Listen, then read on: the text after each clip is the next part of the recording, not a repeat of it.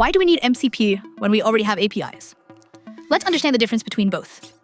An API is how two programs talk to each other. Say you have written program A that means to read messages from Slack, and Slack is our program B here. Slack exposes an endpoint, which is just a URL, something like api.slack.com/messages. Your program sends a request to this URL, and Slack sends back a response with the data. In most production cases, your app won't talk to just Slack. Your app might talk to 10 services: Slack for alerts, Gmail for email, Jira for tickets, Notion for documents, your own database for user records, and 5 more like them. For each one of those 10 services, you write the same kind of logic for every app you want to talk to: the authentication, the API calls, the error handling, the retries API call fails. Now let's upgrade program A. Imagine you add an LLM to the application so that the application can think and reason about the situation. And here's the secret that makes everything else in this video easier. The model does not directly make the API call. The model tells your application what action it wants, and your application, normal software outside the model, performs that action. Basically, situation hasn't changed at all. You still wrote all 10 API integrations by hand. The model now decides which call to make, but you still built every single API call. Now imagine your org builds a second app, a chat support app for customers, also powered by an LLM. This support app needs to access the same 10 services all over again. 2 apps times 10 services. That is 20 piles of integration code your team is writing and maintaining.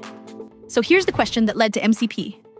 What if nobody has to hard-code these API calls into every app? This is how it will work. Each of your apps gets one standard piece called an MCP client. And each service, Slack, Gmail, Jira, Notion, your database, it's a small program sitting next to it called an MCP server. The MCP client and the MCP server speak one common language, so any client can talk to any server. Now count with me. 2 apps means 2 MCP clients. 10 services means 10 MCP servers. 2 plus 10.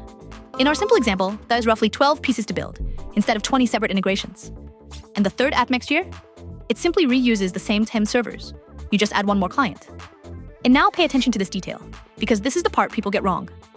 The MCP client inside your app connects to each of the 10 servers and asks what actions are available. This is called discovery.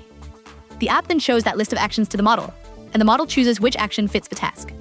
You no longer have to hard-code every decision. The model can choose from the actions that your application allows it to use. You hand the model a labeled toolbox and let the model pick. And the Slack MCP server is the only piece that actually talks to Slack. It calls Slack's normal API, the same API that existed all along. So does MCP replace APIs? No, it doesn't. If your system already has an API, the MCP server sits in front of that API as a translator, and your API stays exactly where it is. So MCP is not a replacement for APIs. MCP is a common AI-facing layer that can sit in front of APIs.